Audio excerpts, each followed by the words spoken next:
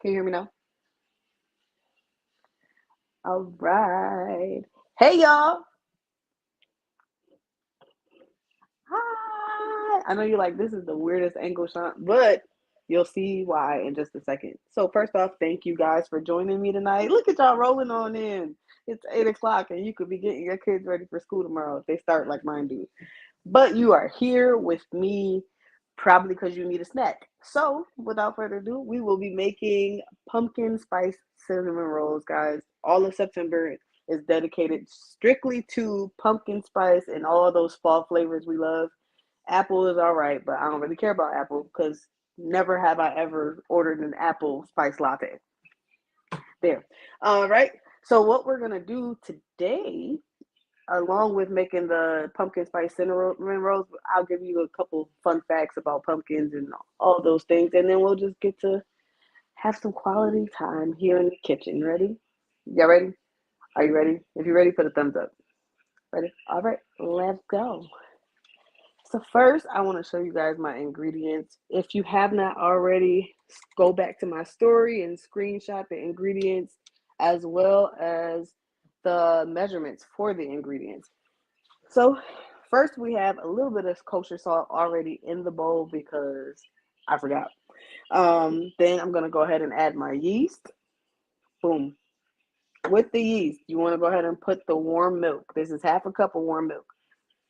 Now for warm, I mean exactly that, warm, not piping hot. Like if you can't stick your entire finger in it, it's too hot. I'm gonna whisk that around just a little bit. Along with that, we're gonna go ahead and add our brown sugar. Like I said, if you screenshotted your ingredient list and your recipe, you should be going right along with me. Along with that, we're gonna go ahead and add our pumpkin puree.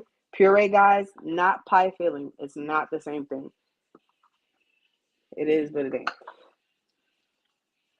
All right. Now this you actually want to kind of make sure everything is orange by the time you finish mixing it in. That's how you'll know that it's evenly incorporated. You don't have to overmix it, but you want to get it to most of the liquid is dissolved, like that. Boom. From there, got your egg. Put your egg. Go ahead and pop it on in there. Now, what you could do, because all these things are getting mixed up together, instead of doing like I'm doing for the sake of recording and you guys watching, which is doing each ingredient one by one, you can most definitely dump all of these things in here and then start mixing together.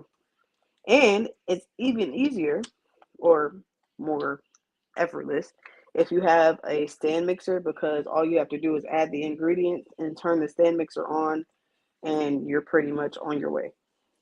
So what I just did was added the quarter cup of butter and I'm just kind of getting some of those chunks out. Now, don't put too much effort right here because if you don't have a stand mixer or a mixer of any kind, your butter does not have to be all the way incorporated. It just has to be broken apart enough that when you knead the dough a little bit with your spoon or your hands or whatever, um, everything will go ahead and melt into each other.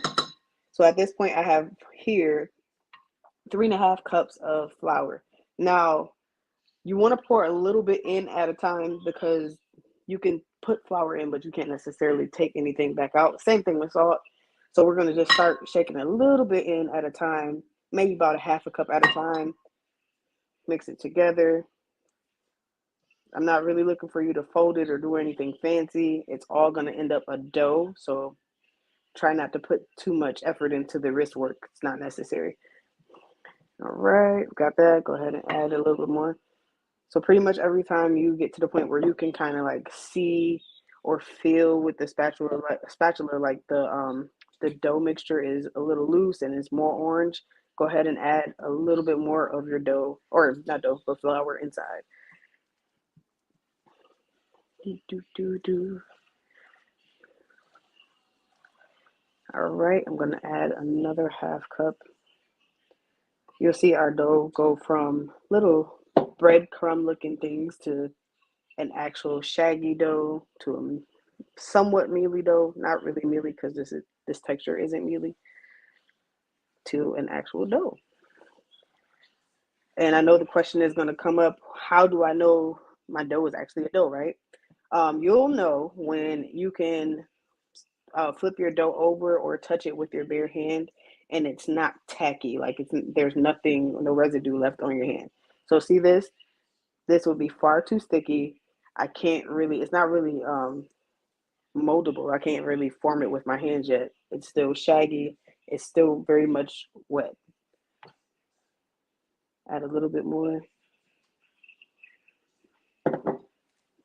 Now I said 3.5 cups because depending on how I measured, quote unquote, measured that day, I have to make sure I either need a little bit more or a little bit less um, flour. Again, it depends on the day. Sometimes I might put a little bit more butter in. Then if I do, I probably will need a little bit more flour or puree or whatever. If I put a little bit more milk in, then obviously you're going to need more flour. The more moisture you have in the dough, the more flour you probably will end up needing, depending on the recipe. We're almost there. You're going to see now the dough actually start to form and then get really, really bound together. And you'll know that because instead of the spatula sticking to the dough, it's coming right off and nothing is coming off with it.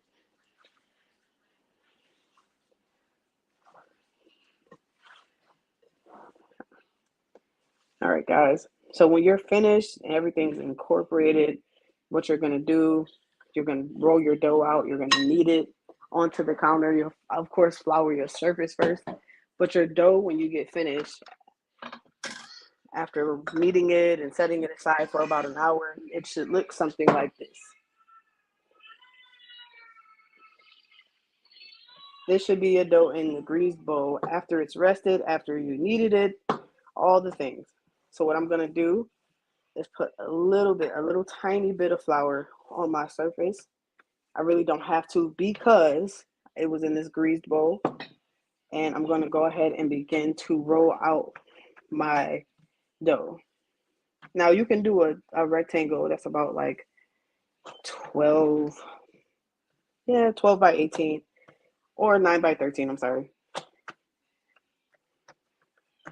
What will happen is you're making the same amount if you're trying to figure out what I'm doing. I'm trying to get some of this air out.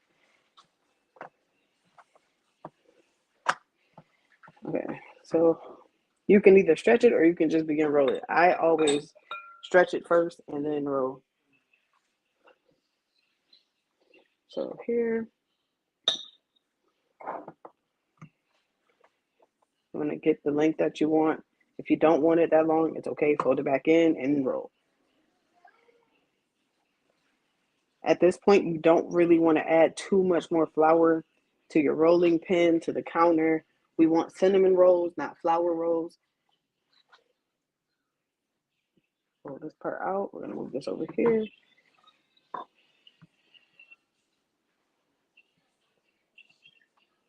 All right.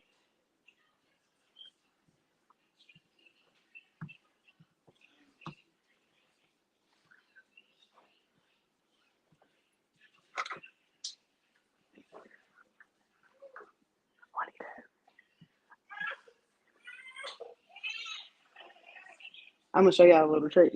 My sister-in-law is clutch, but they were taking away something that I actually needed. I'll show y'all why, because it's not something you would typically use in the kitchen, but it's gonna be very helpful in this here recipe. All right, so I'm gonna stop about here. I really don't want to make it that much wider.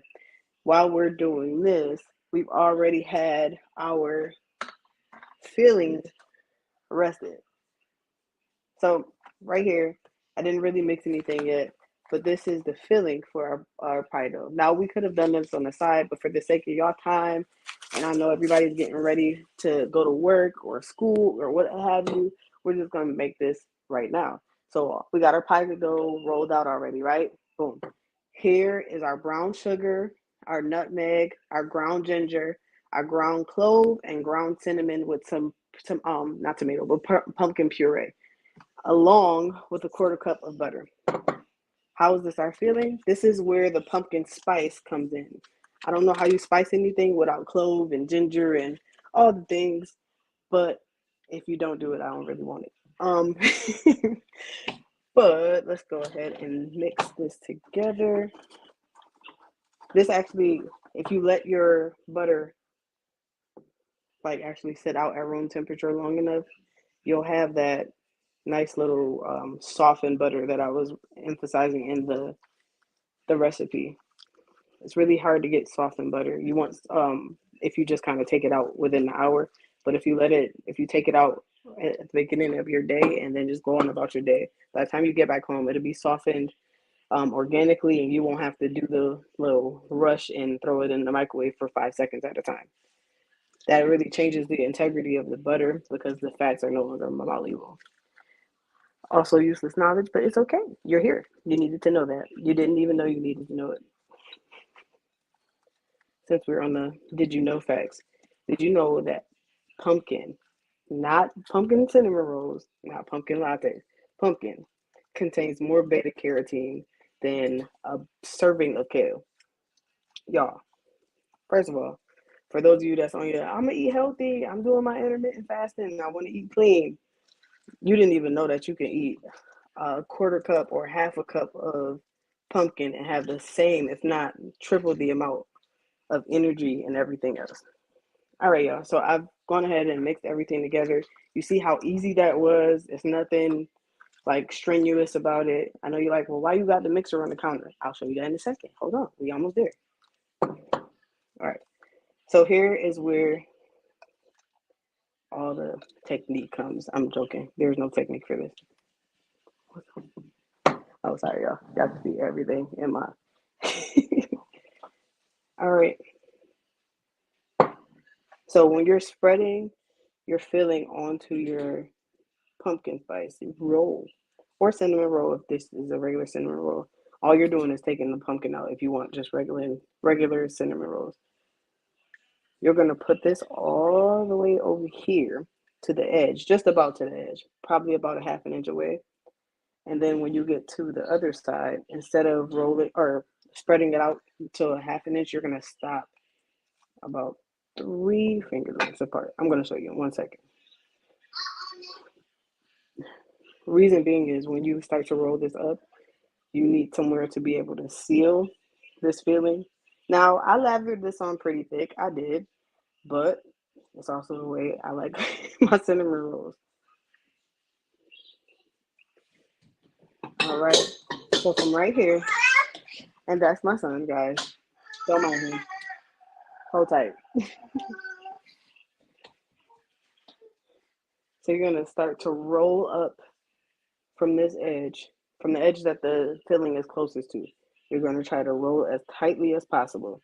You can start with the middle so you can get a good grip on things and then keep rolling.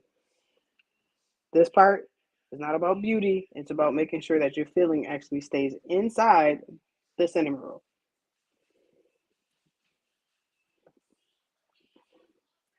All right.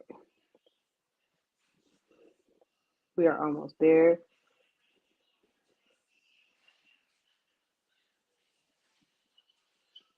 I know some of the sides or the ends may look goofy. Don't worry about those. It's going to be okay.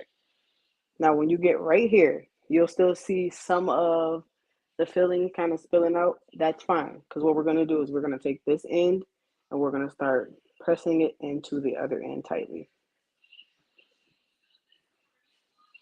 And we're going to start to seal our cinnamon roll.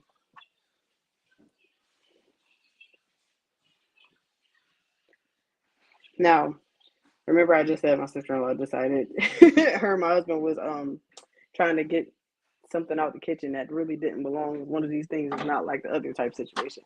Because on a typical day, it does not belong in the kitchen. But it is dun, dun, dun, dun, dental floss. What are we going to do with that? We're going to cut it. We are going to cut our cinnamon rolls. So instead of using a serrated knife and trying to like carefully cut our cinnamon rolls and potentially breaking them, we're gonna take our dental floss, we're gonna slide it under to our first portion we want to seal off, and we're gonna take them across them, and there it is, it's cut. We're gonna do it again, slide it up underneath, stop right about here, and cut. Now, if you're making some that will fit in the 9 by 13 pan, you should end up with about 12 cinnamon rolls. Now, if you want them bigger, you can have them bigger. If you want them smaller, you can do them smaller. It really is up to you. You don't have to have 12. It's just my recommendation if you're using that size pan. Again, bring it under, seal it one more time. Well, two more times. Sorry, guys. Right here. And that was my last one. I know you like, that one is huge. Don't worry, I'm going to cut this part off. Watch. Ready? 1, 2, 3. Gone. So we're going to take this guy out the way. And do you see our little situation of a cinnamon roll? Boom. But he's not going into the actual pan, guys. He's not going to make it. His little oblong shape. So we have our greased Pyrex pan. I'm going to go ahead and start assembling our pan. Now, again, you can make these as big or as small as you want to. You do not have to do this and make 12 or 8 or 10. You can make one big one. You can make 4 of them. It is completely up to you. You don't even have to do this particular design, so to speak, as far as like rolling the cinnamon roll up. You can definitely just learn some other folding techniques.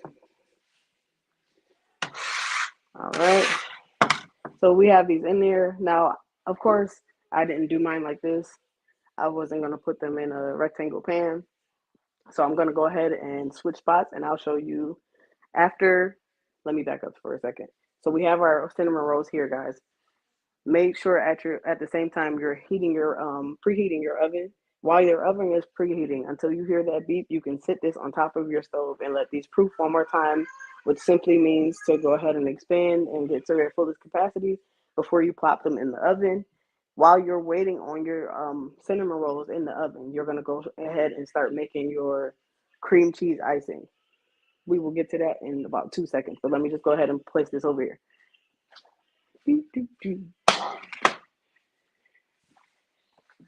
All right, guys. Last but not least, our cream cheese icing that goes over our cinnamon rolls. Now, this is going to be a quick survey. If you have to eat your cinnamon rolls, do you like them naked, which means no icing, just the stuff that's inside them? Or do you like them dressed, which is just the icing or cream cheese icing, whatever you choose? Or completely loaded. That's the nuts, the salted caramel, the icing, whatever you decide to put in it. Which one do you like? 1 for basic, which is nothing but the stuff inside it. 2 for dressed, which is just the icing, or 3 for loaded. Let me know in the comments. I'm curious to know. Personally, because I know you're gonna ask me. I like to have my cinnamon buns. If I have to have something sweet, I'm one of those like just go all the way. Don't do it halfway. Let's just go ahead and put everything we can on it. So I like mine loaded. I want walnuts. I want the pecans. I want the salted caramel if you got it. Put whatever you got in. I'm fine. I literally, fun fact, I go to Bridge Donuts. Is it Bridge Donuts? And they have a bacon donut, y'all. Hold on. Hold on. We got to talk about this. Maple bacon donut. It is a donut, right? Because they sell donuts. But it has maple bacon cream in the inside of it. And then it has the nerve to have chocolate over the top. Hold on. Before you say, oh my God. Wait. With the chocolate over the top, it has little pieces of nice crispy pieces of bacon. If you never had it, go ahead and sorry, I said Ridge Donuts. It's called Donuts Delight, girl. I'm sorry. It's the wrong place. But it's one on West Ridge Road now, and there's another one somewhere else. I don't know. I think it's Culver. But I go to the one on West Ridge Road, and it's great. So yeah, try the maple bacon donut.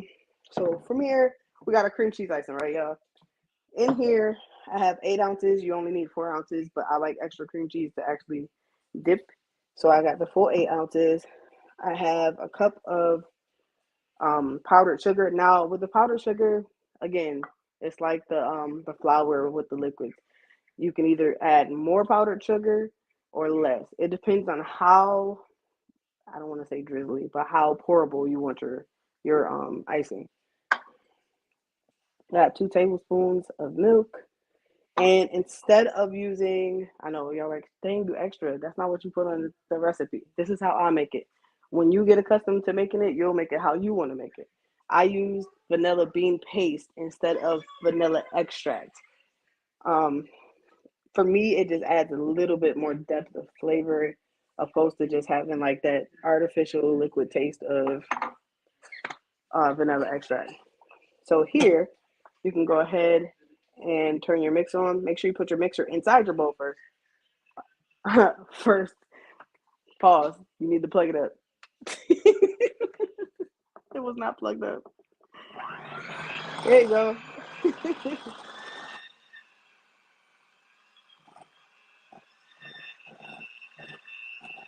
I'm sorry, y'all. I didn't even tell you. So your cream cheese also needs to sit out with your butter. So as soon as you take your cream cheese out, and your butter out, take your cream cheese also out with it if you're making this particular recipe.